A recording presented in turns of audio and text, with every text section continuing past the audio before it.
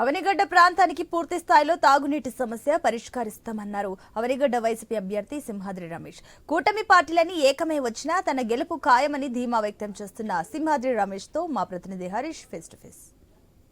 సార్వత్రిక ఎన్నికలకు సంబంధించినటువంటి సంగ్రామం మొదలు కాబోతున్నటువంటి నేపథ్యంలో అభ్యర్థులకు సంబంధించినటువంటి ప్రచారాలు కూడా భారీ ఎత్తున కొనసాగుతున్నటువంటి పరిస్థితి కనిపిస్తుంది. మరికొన్ని గంటల్లోనే ప్రచారానికి కూడా తెరపడుతున్నటువంటి నేపథ్యంలో కృష్ణా జిల్లా అవనిగడ్డ నియోజకవర్గంలో రాజకీయం ఉత్కంఠంగా మారింది. ఒకవైపు కూటమి అభ్యర్థి, ఇంకోవైపు వైఎస్ఆర్ కాంగ్రెస్ పార్టీ నుంచి వరుసగా రెండోసారి పోటీ చేస్తున్నటువంటి సింహాద్రి రమేష్ ఒకవైపు. మనతో మాట్లాడేందుకు సింహాద్రి రమేష్ ఉన్నారు. సార్ చెప్పండి, నియోజకవర్గంలో వరుసగా రెండోసారి పోటీ చేస్తున్నటువంటి సిచ్యువేషన్ ఉంది. మీకు సంబంధించినంత వరకు కూడా నియోజకవర్గ మేనిఫెస్టో ఏదైనా ప్రకటించారా? రెండోసారి పోటీ చేస్తున్నారు కాబట్టి మీకు పూర్తిగా అవగాహన ఉండేటువంటి పరిస్థితి ఉంది కాబట్టి భవిష్యత్ కార్యాచరణ ఎలా ఉండబోతుంది మీది? ప్రజల్లోకి మీరు ఏ విధంగా వెళ్ళబోతున్నారు?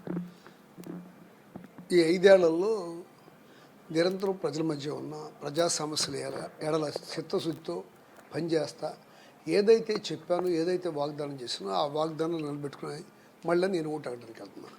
ముఖ్యంగా మాకు ఓటు అడిగే చొరవ, దుక్కి నేల సదును చేసి విత్తనాలు చల్లేయడానికి సిద్ధంగా ఉన్నట్టుగా జగన్మోహన్ రెడ్డి గారు గ్రౌండ్ని ప్రిపేర్ చేశారు. అట్లా చేలోకి వెళ్ళి మేము విత్తనాలు చల్లే పరిస్థితిలో ఉన్నాం.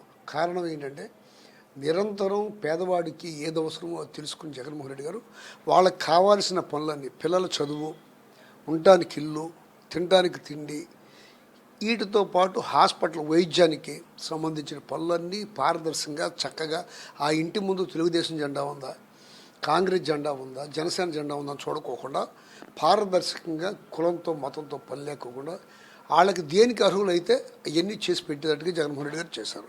అందుకని ప్రజలు సానుకూలంగా ఉన్నారు, మళ్ళీ జగన్మోహన్ రెడ్డి గారిని గెలిపిస్తున్నారు. దాంట్లో భాగంగానే మేము కూడా 22A చంద్రబాబు నాయుడు గారు ఒక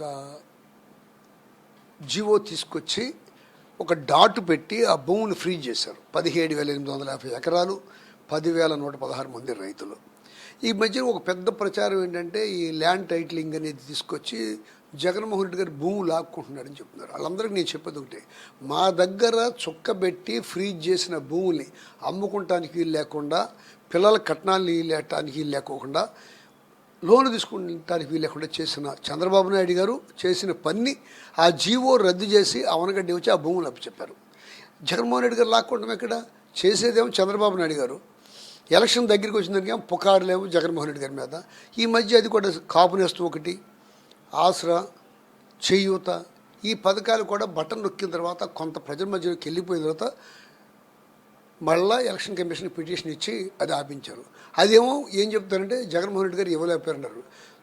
4 సంవత్సరాల 11 నెలల పాటు పారదర్శకంగా చేసిన ఆయన చివరి నెలలో చేయలేదని ప్రచారం చేయడంలో చంద్రబాబు నాయుడు సిద్ధహస్తుడు. మోసాలు, కుట్రలు, ఇటువంటి మాటలతో ఏమీ జగన్మోహన్ రెడ్డి గారిని చేయలేరు. జగన్మోహన్ రెడ్డి గారి మీద ప్రజలకు ఒక నమ్మకం ఉంది.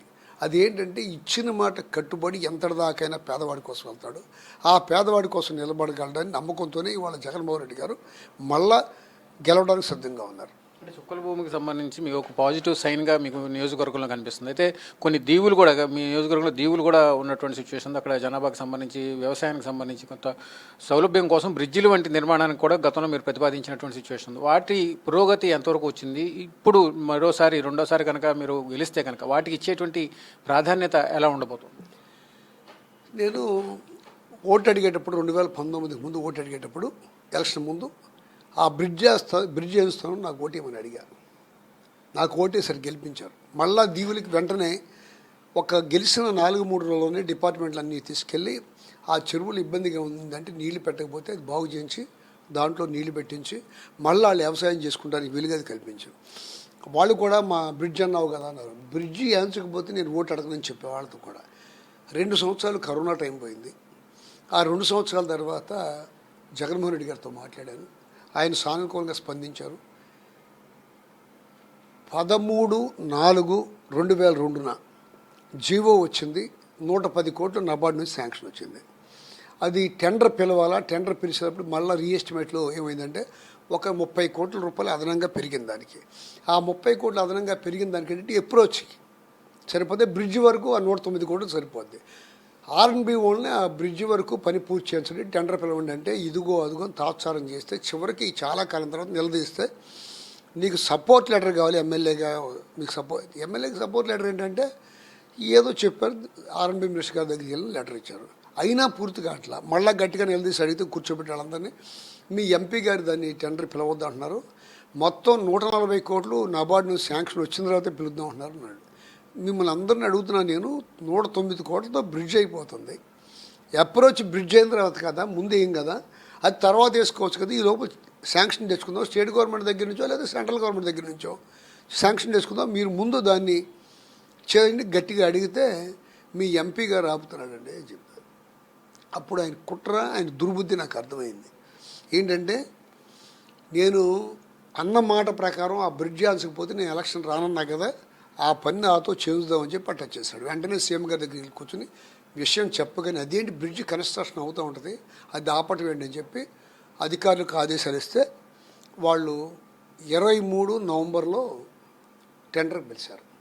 ఎలక్షన్ దగ్గర రావటం మూలంగా మార్చిలోనో ఫిబ్రవరిలో ఎలక్షన్స్ ఉంటాయి, ఈ ఎలక్షన్ టైంలో మనం వెళ్తే మన బిల్లు వేయడం లేట్ అవుతుందని చెప్పి ఎవరు రాలా, అది టెండర్ అయింది, ఇప్పుడు పూర్తవుతుంది, ఖచ్చితంగా అన్నీ అయిపోయి ఉన్నాయి, ఈ ఎలక్షన్ అవగానే పూర్తవుతుంది. అది కూడా నేను ఇచ్చిన మాట నిలబెట్టుకుని దాంతోపాటు కోడూరు రోడ్డు విషయం కూడా సీఎం గారితో ప్రామిస్ చేయించాం, దాన్ని కూడా ఇట్టాగే మాట్లాడుతుంటే ఆ రోడ్ డ్యాన్స్ పోయి ఎలక్షన్ రాను.